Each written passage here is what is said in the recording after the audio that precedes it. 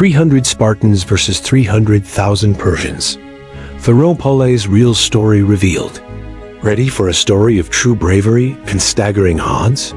Imagine 300 Spartan warriors standing firm, not against a few foes, but against hundreds of thousands of Persian soldiers. At Thermopylae in 480 BCE, King Leonidas and his elite hoplites held a narrow mountain pass, buying time for all Greece's survivors. This isn't Hollywood fantasy. It's real life, real sacrifice, and real heroism. For days, these Spartans turned back wave after wave of attackers. They fought with shields, spears, and iron will, but it took betrayal to break their line. Yet their stand sparked a chain reaction. Athens was spared, Greece united, and a civilization's flame was kept alive. Today, we peel back the myth to reveal what happened, the strategy, the numbers, the betrayal, and the unbreakable courage that changed history forever. Stay with me, because in a few minutes, you'll feel the tension, the awe, and the humanity behind 300 Spartans versus 300,000 Persians. A fight we must remember. Chapter 1. The stage is set. How did just 300 Spartans stand a chance against what could have been 300,000 enemy soldiers? In 480 BCE, Xerxes I led the mighty Persian Empire. Ancient historians like Herodotus say he brought millions, but modern scholars estimate 120,000 to 300,000 men. His army had cavalry, archers, and the elite 10,000 immortals, unbeatable on open ground. Greece needed a plan. They picked Thermopylae, a narrow mountain pass, just 15 meters wide, where tunnels between cliffs and the sea forced them into a choke point. Fewer enemies could attack at once, multiplying the Greeks' strength. 300 Spartan hoplites, led by King Leonidas, 7,000 total Greeks, including Thebans, Thespians, Phocians, and others. Sparta chose Leonidas and his 300 for the ultimate sacrifice, knowing only death lay ahead, but buying time for all Greece. Chapter 2. The first 2 days of battle. Picture this: arrows darkening the sky, Persians surging forward, and Leonidas' 300 Spartans standing firm, repelling wave after wave of seemingly endless attackers. On August 17, 480 BCE, Xerxes ordered the first attack. Historians estimate the Persian army numbered around 150,000, while the Greeks held a narrow pass defended by 7,000 soldiers, including only 300 Spartans. As Persian archers unleashed a storm of arrows, Greek warriors raised their shields, forming an impenetrable wedge. When infantry charged, the Spartans threw spear after spear, and the wider Greek force reinforced the line. They replayed this deadly dance for 2 full days, inching back only slightly, causing massive Persian casualties. Legend tells of Spartan humor under pressure. When a messenger warned that Persian arrows would blot out the sun, Leonidas responded, "Then we fight in the shade." The Spartans fought in a phalanx formation, shoulder to shoulder, shields overlapped, spears extended. This allowed them to repel attackers 10 to 1.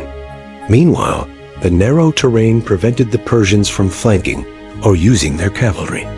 This setup meant that, despite being outnumbered, Greeks fought as equals or better. Persian boots crunched into rocky ground as Greek shields held firm, keeping the invaders trapped in confined space. The immortal Xerxes' elite troops led a third wave. They were trained for victory, but still nearly broke on the phalanx's steel wall. According to a Spartan legend, even 2 of Xerxes' brothers died in the clashes. For 2 days, cries of pain and metal clashing echoed through the pass. Though exhausted, the Spartans and their allies refused to yield. The Persians threw everything they had: overwhelming numbers, elite units, mounted warriors, but 400 years of Spartan training and clever tactics held the line. Chapter 3.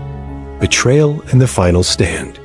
Just when victory seemed possible, one man's betrayal shattered everything and sealed the fate of the 300 Spartans. After 2 agonizing days of battle, A Greek man named Ephialtes of Trachis betrayed his countrymen by revealing a hidden mountain path called the Thermopelae Pass to the Persians.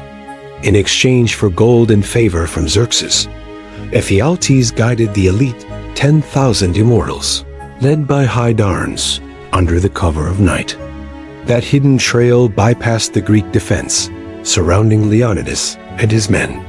Herodotus confirms that once Leonidas learned of this betrayal, he made a brave decision. He told the main Greek army to retreat and stay to fight with just 300 Spartans, 700 Thespians, and 400 Thebans, leaving the rest to safety. In a tense sunlit dawn, Leonidas gathered his closest soldiers. Aware of their doom, he refused to retreat. He echoed Spartan law, "Molin Lab, come and take them." He said, "Tonight, we dine in Hades." Then they armed themselves for the final fight. The Phocian guards who tried to stop the Persians were massacred. Now surrounded, the Spartan-led rearguard fought a savage, heroic last stand. Spears shattered, swords clashed, and the defenders knew death was near. Each Spartan fought like a dozen, throwing everything into every blow. Surrounded on both sides, Leonidas and his men charged forward in a final stand. Their bodies fell, one by one. Persian arrows darkened the sky as Greek shields broke. By mid-afternoon, Leonidas lay slain among his warriors. The Persians then ordered a massive arrow volley, 10,000 arrows, to cover the fallen. The betrayal of Ephialtes and the heroism of Leonidas's final stand complete the legend of the 300 Spartans. Chapter 4. Aftermath and Legacy, From Flames to Freedom. The 300 Spartans may have fallen, but their sacrifice lit the fire that changed history. Here's the battlefield aftermath that shaped the world. After Thermopylae, Xerxes marched into Greece unchecked. He sacked Thebes, Plataea, and evacuated Athens, burning the city, the Acropolis, and the old Parthenon. Flames and ruins struck a devastating blow, but their effect on Greek morale was far more powerful than any sword. But Greece had a secret weapon: time. Thermopylae bought the Allies precious hours to rethink their strategy and relocate away from the war's front lines. As Athens smoldered, the Greek navy led by Themistocles waited in the Strait of Salamis. Xerxes' ships packed the narrow channel, but the cramped waters turned against them. Greek triremes trapped and shattered the vast Persian fleet in a decisive naval victory. Without naval control, Xerxes lost his supply lines and his path home. In the following year, the Greeks regrouped and crushed the Persian army at Plataea, sealing the war's end and ending Persian ambitions for mainland Greece. With Xerxes' armies defeated, a century of independent Greek culture and democracy was born. Though a defeat, Thermopylae became a legend for the ages, showing unity, courage, and sacrifice. Monuments rose, statues of Leonidas were built, and the pass symbolized the fight for freedom. Athens rebuilt its defenses and Golden Age art soared. In centuries after, Sparta's stand echoed through Western civilization, used to teach military tactics, leadership, and courage under fire. The Spartans fell, but their story never died. Inspired by this epic chain of sacrifice and victory? Like to honor the 300, subscribe for more real history, and comment. Which moment moved you most? The burning of Athens, Salamis, or Plataea? Over 2,500 years later, the spirit of Thermopylae still echoes in monuments, classrooms, and hearts around the world. At Thermopelae stands a towering bronze statue of Leonidas, crafted in 1955, representing sacrifice and leadership. Nearby is the Heron, a monument built by Greek Americans, honoring Leonidas and the 700 Thespians who remained by his side. Many visitors today walk the sacred pass to honor courage beyond victory. Military academies still study Thermopylae.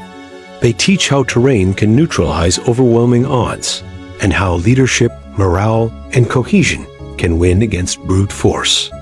Leonidas's Molin Lob, "Come and take them," is hailed as the ultimate symbol of defiance. Historians say that without Thermopylae and its follow-up victories at Salamis and Plataea, Athenian democracy and Western civilization might never have thrived.